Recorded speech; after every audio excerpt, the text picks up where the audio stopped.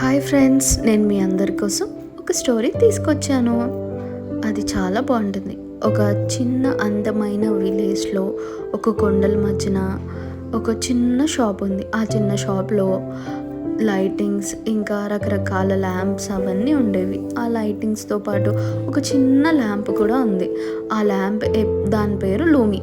అది ఎప్పుడు సాడ్గా ఉండేది. వేరే లైటింగ్స్ని, ఎల్ఈడి లైట్స్ని కానీ ల్యాంప్స్ని కానీ చూసి నేను వాటిలో వెలిగితే బాగుండు, నేను వాటిలో పెద్దగా ఉంటే బాగుండు అని. కానీ ఒకరోజు ఒక ముసలాయన ఆ ల్యాంప్ షాప్కి వచ్చాడు.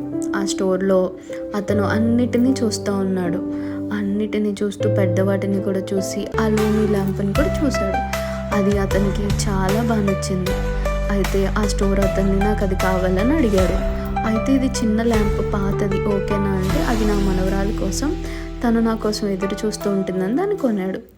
సో తన మనవరాలు ఆయన కోసం ఎదురు చూస్తూ ఆ ఇల్లు మొత్తం డార్క్గా ఉంటే ఎదురు చూస్తూ ఉందన్నమాట, భయపడుతూ చాలా. అదే సమయానికి ఆయన వెళ్ళి ఆ ల్యాంప్ని వెలిగించినప్పుడు ఆ రూమ్ మొత్తం వెలుగు రావడం ఆ పాప చూసి దగ్గరికి వెళ్ళి ఎంతో సంతోషపడి ఆ లూమి ల్యాంప్ని చేతిలోకి తీసుకుంది.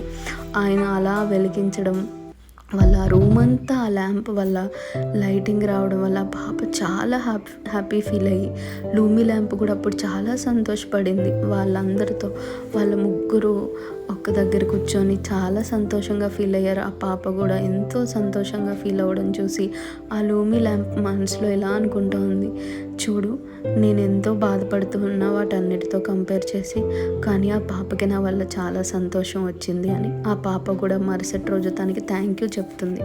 సో దీనివల్ల మీకు ఏమర్థమైంది? మనం వేరే దేనితోని కంపేర్ చేసుకోకూడదు, ఎవరితో కంపేర్ చేసుకోకూడదు. మన ప్రత్యేకత ఎప్పుడూ మనలో ఉంటుంది. సో అదేంటో మనం గుర్తించాలి.